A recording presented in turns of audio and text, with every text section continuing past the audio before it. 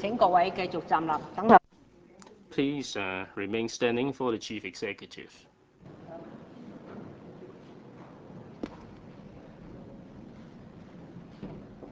行政長官 Chief Executive.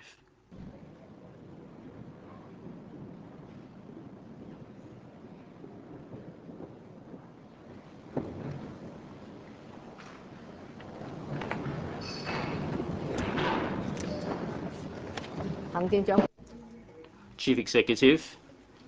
Something happened that made us adjourn the meeting. Can we start counting 1 hour from here?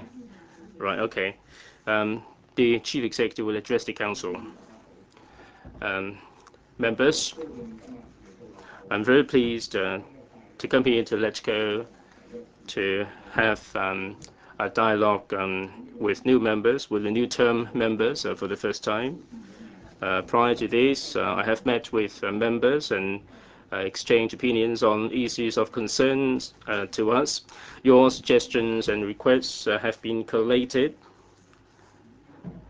I have asked the Bureau Secretaries to consider them carefully and discuss with you again in greater detail. Some issues involve very complicated policy matters and also the allocation of resources. And some of the issues have been discussed heatedly, and we have heard diametrically opposed views. On these issues, the government will be approaching them with an open mind and sincerity in order to work with members and members of the public to build a consensus. I would like to highlight some of the issues that were reflected to me. Some members expressed concerns about the central reclamation. They were concerned about the fact that many multi-story buildings are going to be put there on the reclamation. I fully appreciate members' concerns. I must stress that the central one-child reclamation is quite inevitable. This is in order to alleviate the congestion, which is getting worse. I can assure members here that the reclaimed land would not only provide an open space for the members of the public to get closer to the harbour, but it will only provide low-density facilities like open area, viewing gallery, and cafeteria for members to enjoy the harbour. Some members raised the issue of the former municipal council projects that are still outstanding. I've asked the Secretary of Home Affairs to follow up on those. Within 3 months' time, we're going to be putting together a list regarding the leisure and entertainment facilities in various districts, and we'll be taking better up with the panel. Furthermore, some members suggested that we should add more representative members to the advisory boards. We do have plans to appoint capable middle-class and professional people, including those from the women and youth sectors. They will be appointed to the advisory boards. The Chief Executive's office will be rigorously examining the appointment list and will also rigorously implement the 6-board rule and also the 6-year rule regarding advisory boards and committees. Some members also raised the point that in the medical and health sector there is a lack of an advisory board, a comprehensive board there. I would take the matter up with Dr. Chow, SHWF, for him to strengthen the existing structure so that we would end up with an advisory board which can provide advice to the government. I highlighted all these examples in order to show you our new style of governance and also our sincerity to work with LegCo. All these available comments will certainly be followed up. In our meeting with members, I've pointed out the 3 main points in our day-to-day work. First, we have to get on with the work relating to economic transformation, so that members of the public would enjoy the fruit of our economic success. Second, we have to endeavor to do a good job in the way of 0708 constitutional development. Third, we must endeavor to tap the pulse of the public. We are going to discuss with LegCo and listen to members' views as much as possible. I would like to say something about the formulation of policy. The policies will be formulated in the people-oriented spirit. We would listen carefully to members of the public. We would listen to their sentiments. I would like to gauge their opinions. These will enable us to tap the pulse of the members of the public. Therefore, we have mapped out a plan for the secretaries and bureau chiefs to conduct visits to various districts, and they can take various forms. The bureau chiefs can, in their respective policy areas, meet members of the public and district organizations and listen to what they have to say in order to improve the formulation of policies. Furthermore, the secretaries and bureau chiefs can also discuss with members of the public and district organizations issues of concerns to them. And they can also help the district officers to improve their work. This area will be coordinated by the Secretary of Home Affairs. Furthermore, we are liaising with the Radio Television Hong Kong to arrange bureau secretaries to appear on public affairs programs to explain policies and to keep up communication with the members of the public so that they would be able to gauge the public sentiments that much better. This will be coordinated by the GIS and also the RTHK. I'm going to start my consultation on the policy address. I will be inviting members to contribute their views to me regarding the upcoming policy address. Other than coming to LegCo for regular dialogues, I would also be meeting with you on a regular basis so that the ExCo and the executive and the legislative can work together for the benefit of Hong Kong. Thank you. Thanks very much, Chief Executive. If I may take a bit of time before you put questions, I noticed that quite inevitably that on Mr. Leung Kwok-hung's T-shirt is printed some slogans. Nobody here should wear T-shirts with any slogans on, but the rules of procedure doesn't say that this is disallowed, but the rules of procedure represent a document where members' members' behavior are expected to be higher than that of the members of the public. Would Mr. Leung kindly cover up his slogan? Mr. Leung, what do you have to say to that? Well, this is intended for Mr. Tong. Reversal of the June 4th verdict and power to the people. This is not accidental. You would like to show this to the Chief Executive, and I'm sure that the Chief Executive has seen that. If you're not willing to cover that, can you see that, Mr. Tong? If you're not willing to take this off, to cover it up,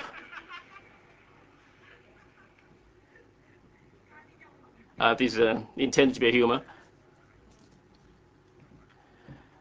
This is the sentiment of the people of Hong Kong. Mr. Leung, please be seated. You're going to be able to to express your sentiments. Do you judge any glasses, Mr. Tong?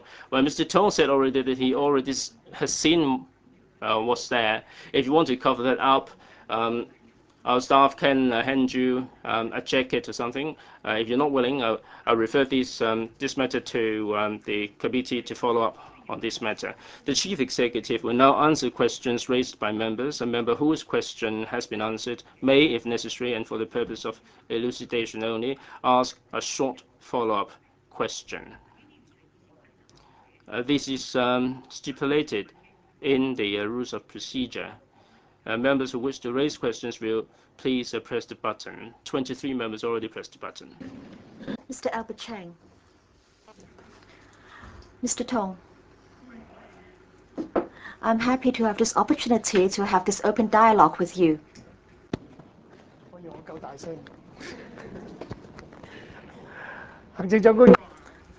Mr. Tong, I'm very happy to have this opportunity to have an open dialogue with you here.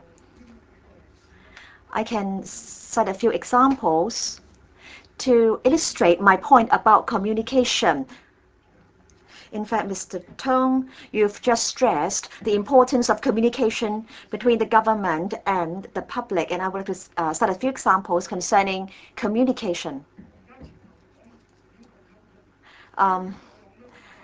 People always talk about the need for communication, and people are concerned about communication between the Democrats and the central authorities. Now, in fact, you are the CE, you are the bridge or the means of communication between the Hong Kong public and the central authorities. But at the press conference announcing the appointment of Dr. Yok Chow as the secretary, that meeting was postponed, or that press conference was postponed. So it showed that there were problems of communication between Mr. Tong and the central authorities. And then concerning the Finance Committee, the Constitutional Affairs Panel, and also the Public Accounts Committee concerning the election of the chairman, the liaison office intervened and tried to play a coordinating role. So it seems that the CE's office has been sidelined. So it seems that the central authorities do not have trust or a lot of trust in you now. And as a result, they have to intervene directly. So there are really serious communication problems. Mr. Albert Chang, you've gone on for 3 minutes, but Madam President, you haven't told me that there is a time limit. But then 23 members are waiting in the queue. But can I finish my question? Yes, please be brief, or else other members will not have a chance to ask questions. Thank you, Madam President. Sorry, Mr. Tong, I have to continue. And concerning communication with LegCo, I do not know whether you know this. In fact, during the various election fora, few members mentioned you, but then concerning the ruling coalition, all of them talked about you during the fora, and they criticized you for your maladministration. And in fact, the president said at one of the fora that she regretted having supported you. So how can you effectively communicate with LegCo? So it seems that you have problems communicating with this council, you have problems communicating with the central authorities. And how can you expect the Democrats to be able to communicate with the central authorities? Thank you, Mr. Chong. I really can't understand exactly what the question is. But the question is, but please do not repeat your points. Let me guess. Or if I call your name, then you can stand up. Mr. Chang, I'm also very happy to be able to see you here. You haven't changed your style at all. And you have a lot of speculations. Some of them are not correct. Concerning the relationship between the executive and legislature, this is built on mutual trust and communication. In the past, there was communication, although communication might not be enough. And I hope that from this term onwards, we can all make a new start. And my colleagues will try our very best to communicate with LegCo. And I hope that you can feel that we are very sincere in communicating with you. And I hope that you can also reciprocate our sincerity. Second, 25 members have jointly written a letter to me. And Mr. Cheng, you are one of the signatories to the letter. I understand that you want to communicate with the central authorities, but just now you gave me the impression that you might not really want to go. But then I am of the impression that you want to communicate with the central authorities as well. My response is as follows. Communication is a good thing. I will positively and proactively deal with the matter. And I will try to arrange a meeting with you as soon as possible. I want to understand your thinking, your thoughts, and concerning the other points, I don't think I need to respond to all the points here because I will not have time to answer other members' questions. Mr. Chang, you can now ask a simple follow-up question. Mr. Tong, in fact, you haven't answered my question, but I will not follow up. In fact, my style has changed. If my style had not changed, I would have pressed you for an answer. You said that you would make arrangements for us to visit Beijing. And I hope that you can make such arrangements. But I, in fact, haven't had a chance to meet you. I made the arrangements, but you weren't able to come. Dr. Yang Sum. Thank you, Madam President. Hong Kong is an international city, and Mr. Tong wants to see Hong Kong become a world-class city. Over 80 countries have fair competition legislation. Those are capitalist countries. And in Hong Kong, we have a lot of oligopolies. The market store operators are facing very keen competition from, say, for example, supermarkets. So will Mr. Tong consider fair competition laws for Hong Kong so that people will have open and equal opportunities to invest in Hong Kong and invest in businesses in Hong Kong? Madam President, Dr. Yang, I sympathize with the SMEs. I understand that they have to face very keen competition in the market. In fact, the objectives of our open competition policy are to promote the development of a free market and to, as a result, boost economic effectiveness. And we hope that ultimately consumers will be able to benefit. Hong Kong is an extremely open economy, and the government or the administration follows the broad principles. And if we think that there is a need to come up with measures for a particular sector to ensure competition and fair competition, we will do that. So it is not that we have one piece of legislation covering all sectors and all trades and all businesses. Government will exercise flexibility. We will look at the different sectors, and if there are practices violating fair competition objectives, we will take action.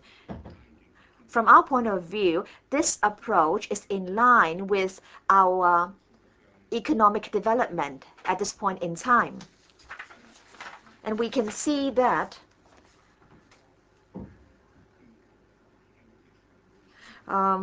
international organizations like the Heritage Foundation in the US regard Hong Kong as the freest economy and also the freest institute in Canada, of course. But then we understand that many LegCo members and some members of the public have raised this concern. They want to see a piece of competition law in place. I understand that the Economic and Employment Council, headed by the Financial Secretary, will be discussing this matter with the council members. So let's see how these things will develop in future. Dr. Yang Sam, Mr. Tong, concerning fuel petrol refilling stations and other organizations, we have oligopolies. We just hope that if there is a lack of balance in the market, then there can be remedies. I understand that we do have the compact, but then it's really like a toothless tiger. So I hope that more studies can be carried out with a view to enacting legislation to ensure fair competition.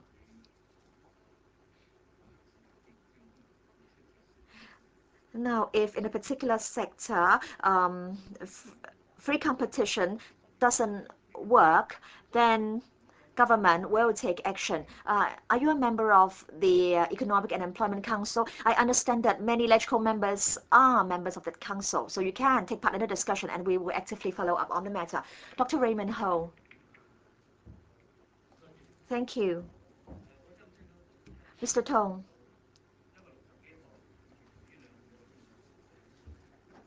There are about 60 outstanding municipal council projects. And I'm glad to know that you have asked the Secretary for Home Affairs to give a report to LegCo in 3 months' time concerning whether the projects will go ahead. In fact, we in the last term had a subcommittee on these projects headed by Mr. Fred Lee, but then little progress was made. I just want to tell you that the problem was with recurrent expenditure or recurrent consequences. 30th of August 2002, Mr. Frederick Fong issued an internal circular. If that circular is not withdrawn, then these outstanding projects and other public works projects cannot go ahead. I understand that there are about 300,000 engineers and other professionals and technicians and workers, and if you add together also their family members, we're talking about 1 million people, and if many of them are jobless, that would really be a very serious problem. In fact, I did not wear my earpiece when you asked your question because I knew what your question would be. Dr. Ho, first of all, let me emphasize that last year and the year before last, every year, we spent over 30 billion on infrastructure. So the figure was bigger than the figure we gave you, in other words, 29 billion. Second, I wish to emphasize that for Cat B and Cat C projects and the recurrent expenditure, the expenditure is already there. In fact, since I met you last time, I have Dr. Sarah Liao. You need not worry, the recurrent expenditure is already there. And then thirdly, concerning the outstanding MC projects, I do not know how many projects there are. The Secretary is looking at them, and we hope to give members a report in 3 months' time. Dr. Raymond Ho. Mr. Tong, in fact, 1 million people are involved in the construction and engineering industry. According to government figures, the unemployment rate in this sector is 16.3%, but then the overall unemployment rate is only 6.8%. So we're talking about 1 out of 7 being unemployed, and the unemployment rate for the sector is twice the overall unemployment rate. So I hope that Mr. Tong will try to create more jobs for the sector. Unemployment will bring instability to the community. So can Mr. Tong try to find some ways to solve the problem of unemployment? Well, the unemployment rate in the construction industry has been the highest. It is hardest hit. We are aware of that, we're very concerned about that, and this is the consequence of economic transformation.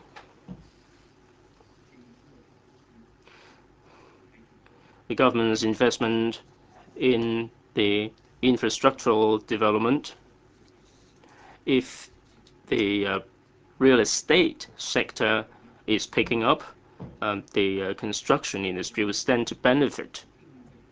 So economically, we will stimulate the demand.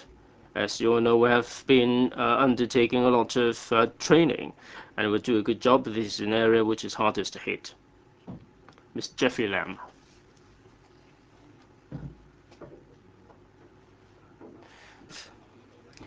I'm sure you've noticed that over the past couple of weeks, the quality of air has been pretty horrendous. Today is no better. Many people are casting doubt on the government's determination to clean up the air. From the newspaper reports, we learned that the source of this pollution is actually from the Pearl River Delta. I'm sure that 6 million people in Hong Kong are exceedingly concerned about this issue. What measures are there up your sleeve to address the problem that may be originating from the Pearl River Delta or Hong Kong? And what's the current situation like? Mr. Lam, this is an issue of concern to all of us. Air pollution is not really an issue for Hong Kong. It's a regional issue. Together with the Guangdong province, we are working on the problem. We do have a common objective with the Guangdong province by 2010 in terms of sulfur dioxide and also nitrogen oxide and also particulates. We do have an objective, a target to reduce them. 40% will be reduced for sulfur dioxide, nitrogen oxide 20%, particulates 50% or 55%. We do have all these targets there. I realize that we have been following up on these issues. We have been having many meetings. We've had 9 working meetings. We have conducted 4 site visits. Of course, Hong Kong has to do a lot of work as well. Will that be nearly enough? By the look of things, I think we have to work that much harder. The economic growth in the mainland of China is very rapid. In the near term, the situation might worsen, so we have to do a better job in order that we can achieve the targets. By the year 2010, we would work very hard on that one. I'm sure there should be more transparency. One of the members suggested that we should be more transparent regarding the meetings with the Guangdong province so that people will know what's going on. Mr. Patrick Lau. Thanks very much, Madam President. Mr. Tong, I'm pleased that you told us about the timetable for the center. If I may put this to you, Mr. Tong, there was an architectural award. You presented the award to that young architect, and there was a youth development center. Piling work has already been done, but the superstructure cannot be built, and the completion date is still nowhere in sight. Are you aware of that, Mr. Tong? You presented the award to the young, promising architect. The piling foundation work has been done, but the superstructure hasn't really got off the ground. Would you be disappointed? Do you remember that? I do remember that. I was just going to ask why wasn't it built? Mr. Raymond Ho already talked about the financial side of things. I'm not sure whether it was a financial reason. You have done all these foundation work and you've gone to all these expenditure. Why is it that the superstructure cannot really get off the ground? It's really a wasteful use of resources. I would follow up on this. If I may put another question. Well, Professor Lau, only one question would be allowed because of the sheer number of members waiting. Mr. Timothy Falk. I'm not going to pursue the recreational facilities in Hong Kong because I'm glad to hear that you've authorized Mr.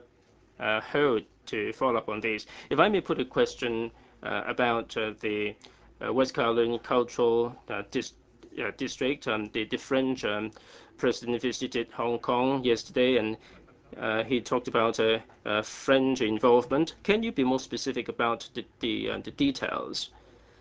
Any preliminary intention in this regard? This project has aroused widespread concern, not just in Hong Kong, but also in the international arena. There is a lot of interest expressed internationally. I think this is going to be good for Hong Kong. Let's hope that we would be able to build something which is a landmark for Hong Kong, an icon for Hong Kong.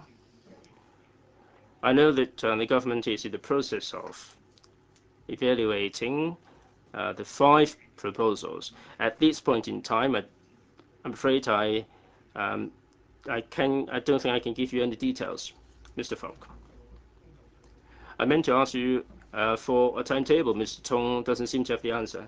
I'll leave it next time. Mr. Wong Kwok-hung, Chief Executive. You are 7-Eleven. You work between 7 and 11. I mean, you're working really diligently for the people of Hong Kong. And people of Hong Kong are also very diligent. They toil hard for many hours on end for just 2 square meals a day, but they are making a pittance. And they're struggling to stay afloat. Many people working overtime without any recompense. In the mainland of China, however, in order to stimulate consumption and create job opportunities, they encourage further studies. They've improved the quality of life for the people. The State Council back in 1995 started a 5-day week work system. If I may put this to the Chief Executive, are you going to consider, together with your administration, taking the lead and implement a 5-day week in the government? And will you also encourage the private sector to follow suit?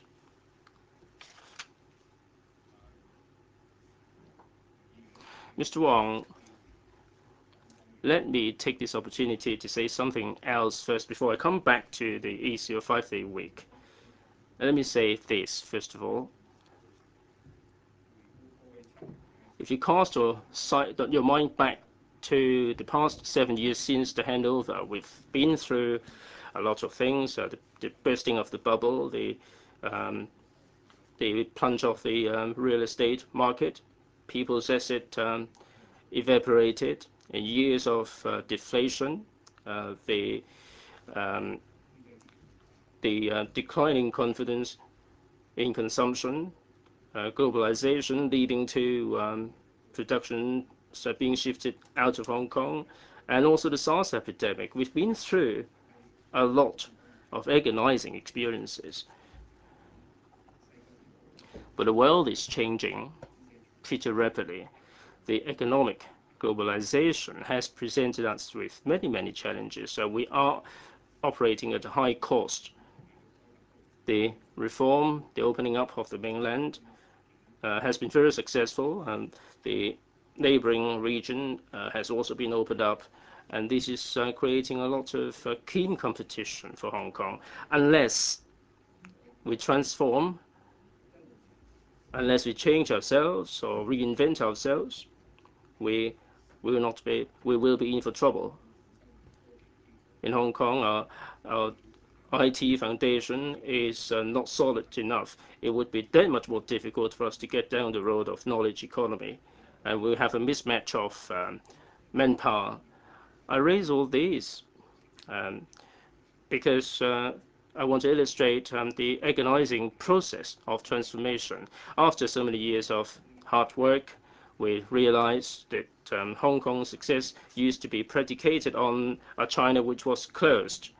Now we are leveraging on the mainland development in order to reinvigorate our economy. I think we have positioned ourselves already. The economy is coming out of the woods, and this is really good for Hong Kong. But we have to bear in mind that the economic transformation is still ongoing. Our cost remains higher than other people, and as a result, not only the labor sector, the professionals and so on are also working exceedingly long hours. We are progressively bringing our economy out of the woods. We still have some way to go.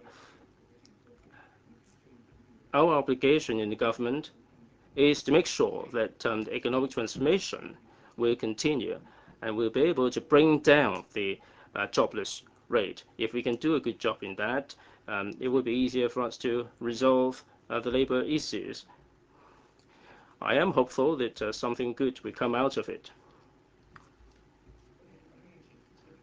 So under these circumstances, the long working hours and the low pay are the consequence of all this.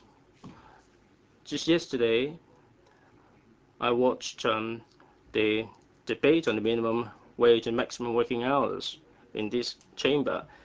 I think that was a sincere recommendation, but this is a highly complicated and complex issue because of the profound implications. So in connection with the 5-day week as you proposed, I mean, you can imagine what my reply would be. I think we can start exploring this, but it would take a bit of time. We need to really boost the economy first as a matter of priority. Mr. Wang, if I may follow up, as we're all aware, in Hong Kong, the per capita income is really ranking among the top in the world. In the mainland, things are really promising. Will the chief executive lead us to a promising future also? I think what's important is for us to position ourselves sufficiently well. If you look ahead, if you peer into the future, economically, we have to do a good job. We have to go up the value ladder, and we have to find areas where we can see growth. In the Scandinavian countries, Finland, Sweden, or indeed in the United States, the economic growth has been really amazing. Their costs are pretty high, but their education system and also their innovation industries are really marvelous. Now, what can Hong Kong do? This is something which is food for thought. The other thing is, given the marvelous developments in the mainland of China, in the year 2020, China would become the third largest economic entity in the world. I think we have to leverage on this in order to catch up with everything that's happening around us. It would take a bit of time. Mr. Martin Lee.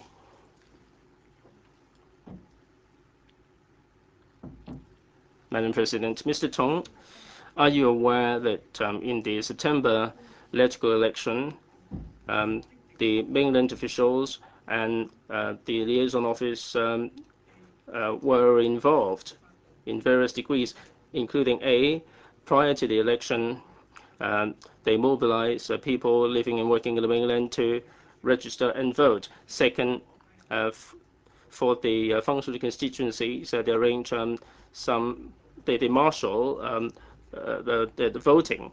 And third, they try to arrange things in such a way that certain candidates would be able to win. Mr. Lee, the LegCo election was open, fair, and just. All candidates gave their utmost. Some won, some lost. And in fact, we had a record high number of voters casting their vote, and we are really proud of this achievement. And I did not see such signs, but I can see that all candidates worked extremely hard. So you did not see those signs. Was it that you deliberately turned a blind eye to those? And do you agree that such things should not have happened? And is it that you will try your best to stop or prevent these things from happening, because these things will damage one country, two systems, and Hong Kong people ruling Hong Kong? I agree with you. I haven't seen such things. I haven't seen such signs. Ms. Mandy Tam. Thank you, Madam President. Thank you, Mr. Tong. A couple of days ago, a new HA chairman was appointed. Now, the HA, or Hospital Authority, is a big public organization, and the chairman really needs to put in a lot of time and effort into the job. But then Mr. Wu is a senior partner of a major accountancy firm. So have you had any agreement with him? Is it that he's going to work full-time as chairman of the Hospital Authority? Yes, thank you very much.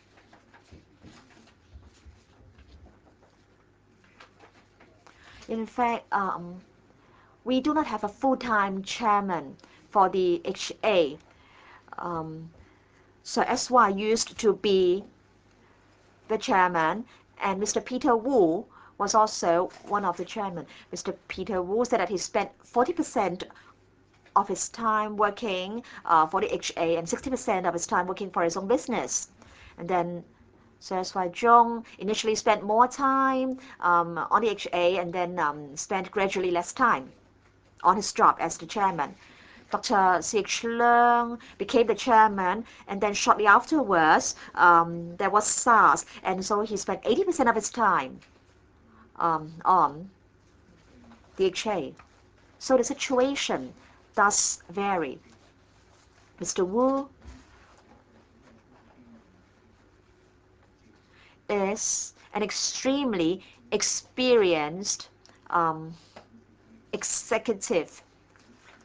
And in fact, he has served the Hospital Authority for quite some time, and he has a lot of expertise in financial and accounting matters. Now, in fact, the policy secretaries have chosen him to succeed Dr. Leung after very careful consideration, and I think this is a very good decision, a very good choice. Mr. Tong, now concerning the Mr. Wu's accountancy firm, has that firm signed any consultancy agreements with the HA? If the answer is yes, how can you make sure that there won't be any conflict of interest or conflict of roles in future? This is a very good question, but I can't give you an answer now. I will go back and look at it. Thank you. Ms. Miriam Lau. Mr. Tong, recently, the prices of crude oil have continuously gone up, and the local oil prices are going up. And for a diesel, we're talking about 7.2 to $4 per liter, up 19% when compared with the price last year. The transport sector needs to consume a lot of fuel every day, and so if fuel prices rise, they are hard hit. Now, say for example, for professional drivers like minibus drivers, in the past few months, their income came down by 20 to 30%. Airliners can charge fuel or can charge a fuel surcharge, but then for our minibus drivers and other drivers, I don't think they are able to really levy a fuel surcharge. So how can you help the transport sector in this regard? Yes, oil prices have gone up substantially, and in fact, I understand that today oil prices have gone up again, and oil prices may go up even further. Yes, I'm worried. And I understand that the transport sector is also worried. And people are worried that people's livelihood may be affected as a result. And if the external economy is affected by the rising oil prices, then our import and export industry and other industries will also be hit. Now, different countries will be affected to various extents. For some advanced countries, for every $10 of fuel, then it represents 0.5% GDP, and then for some industrial countries, maybe 0.8 to 0.9% GDP. So if oil prices keep going up, that would really be a problem to Hong Kong. And then for the transport sector and the issue of diesel, I understand that Mr. Tang is studying the issue.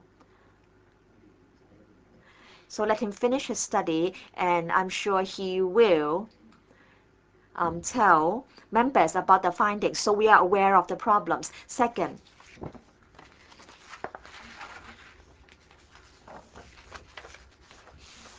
under the Guangdong-Hong Kong cooperation framework, we will try to fight for better arrangements for truck drivers.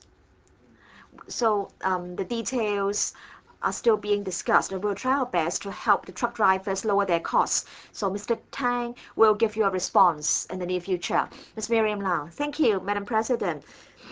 And I'm glad to know that Mr. Tang is studying the matter and is going to respond to our call soon. But then the transport sector is suffering every day. And I think there is one thing that the government can do immediately to alleviate the difficulties of the sector, and that is to reduce the duty on diesel. Will government do that? Mr. Tang is studying the matter.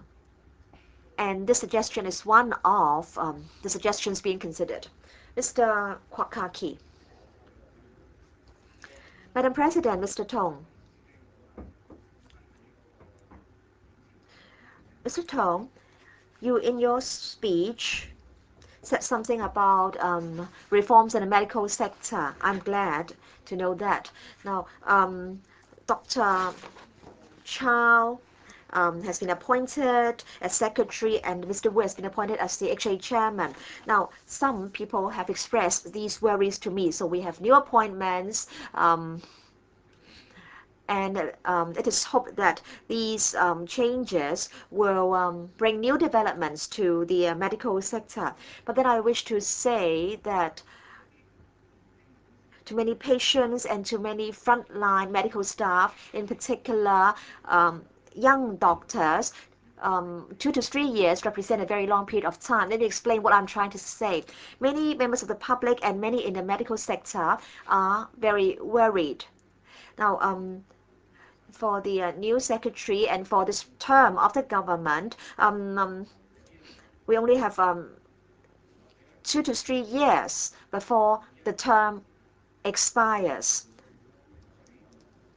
And so if medical reforms are meditated, will it be that the government may not want to take more resolute measures, thus affecting the interests of various parties? I believe that when we carry out reforms, we have to consider whether such reforms are accepted by the public and by the community. Now, for major reforms, major proposals, there are bound to be different voices in the community. Half of the people may want this, the other half may want that. So it's not merely a matter of timing. Timing is but one factor, making reforms sometimes difficult. So we will carefully study these issues. We will consult the relevant sectors before we come to a decision. Mr. Kwok, Madam President, Mr. Tong. I think you haven't really answered my question.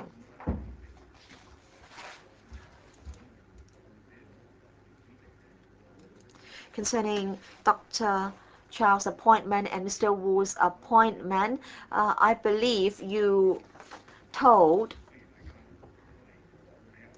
the two gentlemen your plans. So did you tell them that they needed not to do too much? No, I did not do that. I asked them to assume office and study the matters and then make recommendations to the government as to the best way forward as soon as possible. Mr. Wang. Madam President, Mr. Tong, the ports in Shenzhen have developed very rapidly in recent years, and they now pose a threat to the port of Hong Kong. I would like to ask Mr. Tong whether he has any measures or policies in mind to enhance the competitiveness of our port. Thank you.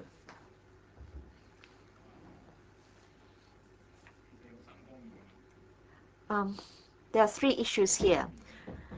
First, transport costs. And Ms. Miriam Lau has already mentioned this. Sending a container to Hong Kong is more expensive than sending a container to Shenzhen, say from Dongguan. So we have to speed up clearance at the border control points. So the Western Corridor is going to be very, very important. And then other arrangements to lower costs will also be helpful. And then the cost of operating container terminals. Yes, such costs are high in Hong Kong, but then our port and our container terminals are efficient. So we are competitive because we are efficient. What is the greatest problem facing us? The growth in imports and exports in the PRD is extremely rapid. So rapid that there is inadequate supply of container terminal facilities, and that's why we have new container terminals coming on stream. Now, say if we want to build CT10, now it takes 10 years between making a decision to build CT10 and completing CT10 because we have to do the design, we have to carry out an EIA, and in Shenzhen, in the mainland, it doesn't take 10 years. So yes, we are worried that our competitiveness is being eroded. So we have to solve all these problems before we can remain competitive and become more competitive. Mr. Wong, the import and export industry is a core industry of Hong Kong. If the industry loses its competitiveness, then that's really something very worrying for Hong Kong. For container trucks coming into Hong Kong and leaving Hong Kong, now they use the Wangang and the Lok Ma Chau border crossings. But then even though they are being expanded, the crossings get saturated very soon. So it seems that we're not far-sighted enough concerning the planning of these facilities. What do you think, Mr. Tong? The Western Corridor is being built. we are pressing ahead with the infrastructural project. Both sides are working extremely hard. The growth of imports and exports is really too rapid. We haven't expected the growth to be so rapid. So we hope that the Western Corridor can be completed as soon as possible. As for the other crossings, we try to streamline procedures in order to speed up clearance. Thank you. Mr. Ronnie Tong. Thank you, Madam President. Mr. Tong, hello. You said a moment ago that you watched television last night. We burnt midnight oil last night till the wee hours. At 1, we discussed 2 major issues of livelihood. One was the minimum wage and maximum working hours. The other one was about the welfare and CSSA for the disabled. Sadly, both motions were voted down. You watch television, Mr. Tong. You might notice that more than 90% of directly elected members supported the motions. In other words, they can represent more than 90% of the voices in Hong Kong out there. Mr. Tong, you said that you would gauge public opinions. Did you hear their voices, Mr. Tong? If you did, what concrete action do you think you're going to take to improve issues in these 2 areas? Mr. Tong, about the question of minimum wage and maximum working hours, as I said a moment ago, this suggestion is a sincere one. This would bring about at least short-term advantages to the labor sector. As to the long-term, how will that impact on Hong Kong and on the workers? We still need some further research and analysis. Let me say this here. For these questions, it's difficult to have a yes or no answer, or black or white answer. I think the best way forward is that Mr. Henry Tang's Employment Committee would be looking into these issues in greater detail. I know the Labour Advisory Board would be discussing this issue, and then Mr. Henry Tang's committee would follow up on these. I hope that you would react to this positively. We have to look at the short-term as well as the long-term implications. As to the CSSA,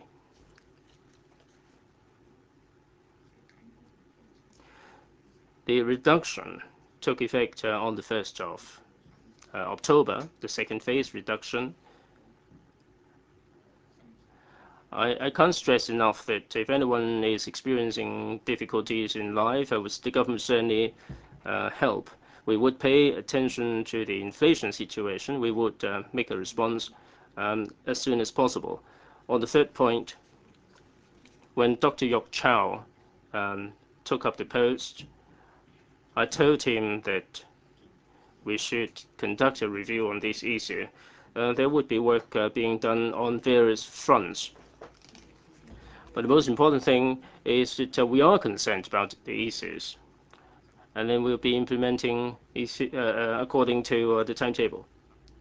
Mr. Ronnie Tong, in connection with the welfare for the people with disabilities, Mr. Tong, are you aware that over the past 2 years, a motion was carried in the Council to urge the government to improve the welfare and well-being of the disabled? Nothing seems to be happening 2 years on. Mr. Tong, don't you think that this is time we started to get on with the issues and improve their lot? Well, Dr. Chow did make a response yesterday. It would be difficult to answer right now, isn't it? Mr. Daniel Lam. Thank you, Madam President. Mr. Tong, I'm sure the members of the public are aware that for people living in remote areas or the islands. They are suffering from high transportation costs. I know that the ETW Bureau is proposing a fair adjustment mechanism for upward or downward adjustment. What is progress so far, and what ideas does the government have in mind to look after those who are living in remote areas or on the islands? Mr. Lam, all along, we have been very concerned about the transportation fares. All along, we have been reviewing these issues with the transport operators since July 2002. There have been 70 items of concessions. The transport fare for long-haul routes is a little bit high, and Ms. Sarah Lau is looking into the issue to see how we can help. Given the rising oil prices, I mean, it is not an easy to deal with, but we would work on that. As to a transparent fair adjustment mechanism, we are still working on that. I'm afraid I cannot give you a timetable. Mr. Daniel Lam. Thank you, Madam President. Mr. Tong, prior to the mechanism being announced, I hope that some measures should be put in place to alleviate the plight of these needy people. Mr. Tong, time is marching on. It's almost 1 hour. If I may ask you to answer 3 more questions. Thank you. Mr. Leung Kwok-hung. Mr. Tong, hi. It's rare. It's a good thing to be ignorant. There are many things that you said you're going to look into. If I may put a question to you. You watched television yesterday. You watched TV yesterday, and you would know that had it not been for the split voting system, we could have endorsed the minimum wage motion. We could have endorsed the motion to halt the CSA's reduction. I was elected by 60,000 people. You were elected by 800 people. We do have the mandate of our own. If I may put this to you, why is it that you keep saying that the system has been serving us well? Billions of workers, and also the elderly and the disabled, have to be subservient to a minority of members. Do you think that this system is good? If this system is good enough, why is it that you would ask Mr. Zhang to tell the central government to maintain the system?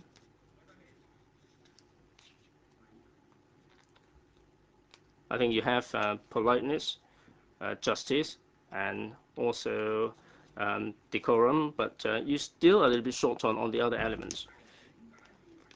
Why is it that you still would like to maintain such a system which is distorting the public opinions, which is detrimental to the public opinion, to the public? Well, Mr. Leung, if you keep standing, Mr. Tong will not have an opportunity to answer your question. Why don't you sit down, please?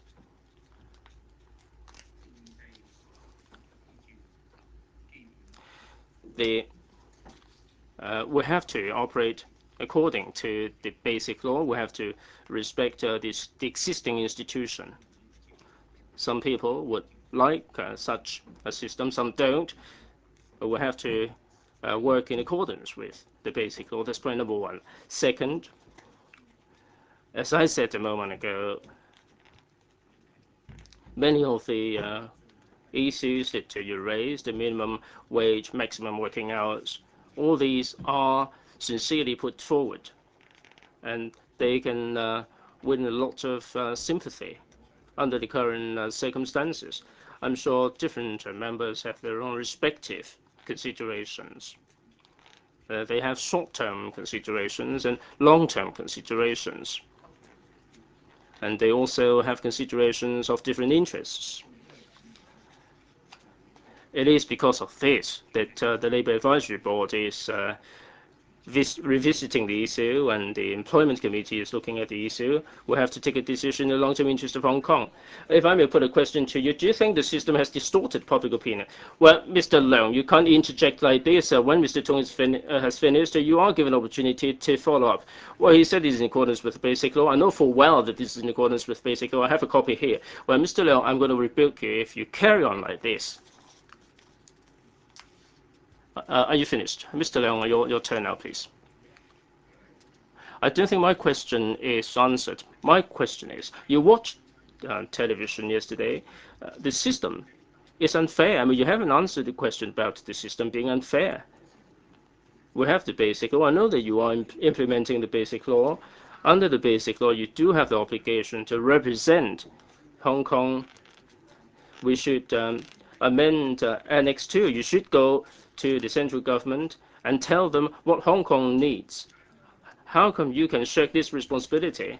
No good for you to talk about the basic law. I mean, if you don't answer this question, fine. I hope that you would do a bit of soul searching.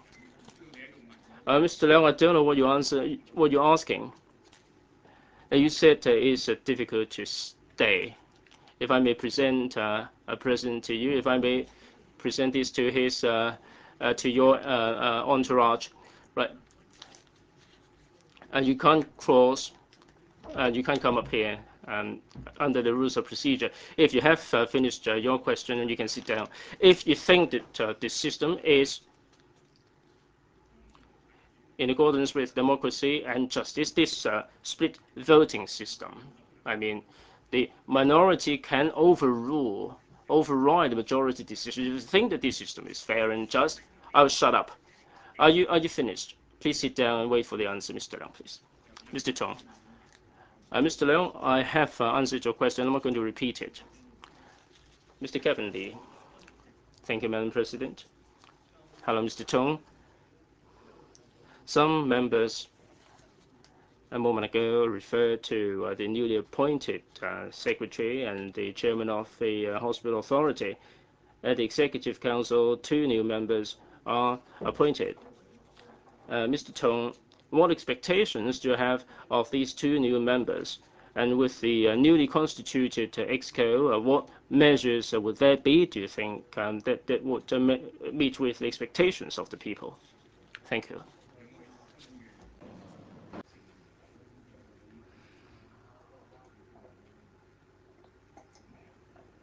We have 2 new members.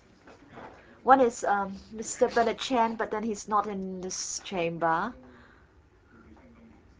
I think you all know him very well.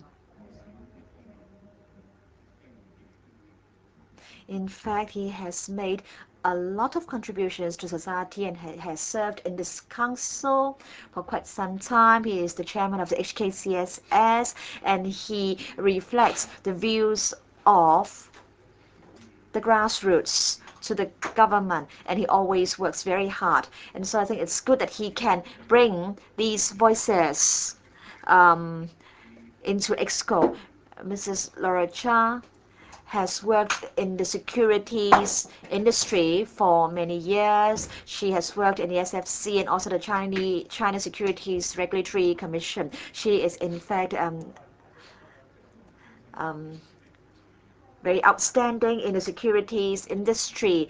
And as you know, we all are eager to maintain Hong Kong's position as an international financial center. And also Mrs. Cha has a legal background, and I'm sure she will be able to give a lot of valuable views to EXCO. Mr. Lee, Mr. Tong, the EXCO is your think tank.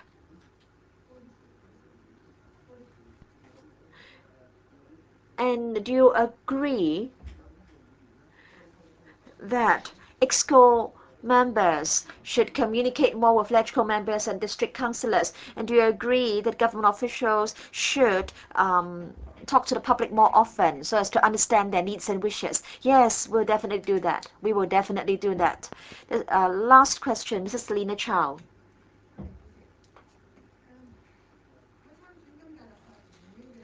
Thank you, Madam President. I took part in the LegCo election, and during the election period, met a lot of people from the middle class.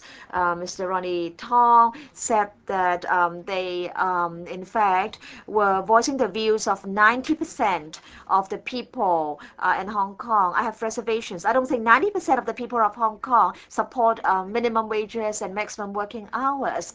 But then the middle class have their own grievances. They pay taxes, but then they do not enjoy a lot of welfare benefits. There are many LegCo members who are trying to fight for more benefits for the grassroots. The middle class feel that their voices are not heard by the government. They think that the present allocation of resources is not fair. So how can the government respond to the views of the middle class, the professionals? They are discontented. How can you alleviate their discontent? And what can you do to address their grievances? I understand that the Home Affairs Bureau is going to set up a 600-strong consultative forum.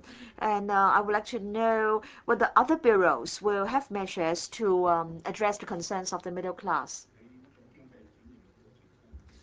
And the cause of economic transformation, different strata in the community suffer. I understand that the middle class have been hard hit. But then our economy is beginning to recover. And what is important is that we can really see a rejuvenation of our economy so that the middle class can enjoy the fruits of an economic rebound. The situation is quite good. The prospects seem to be bright. So the government will have to continue to work hard to secure an economic recovery. And we need to make sure that the middle class can have a bigger say in the formulation of our policies. We have to make sure that the voices can be heard. We have to make sure that we know their thoughts and their wishes. So we are sensitive to their views, and we hope that we can get more middle class representatives into our consultative mechanism. And thirdly,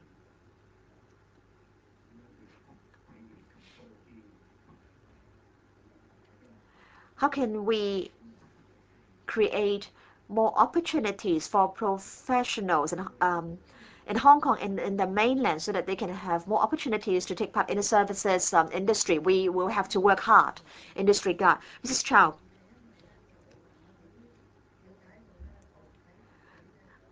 I understand that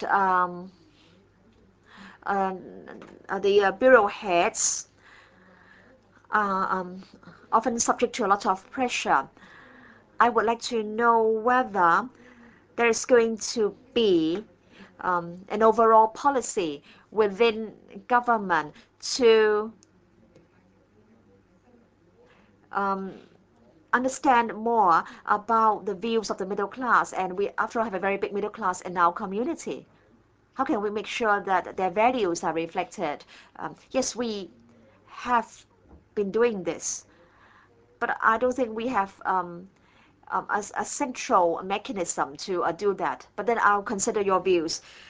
The Chief Executive has answered questions raised by 17 members. The Chief Executive will now leave the chamber. Will members please stand?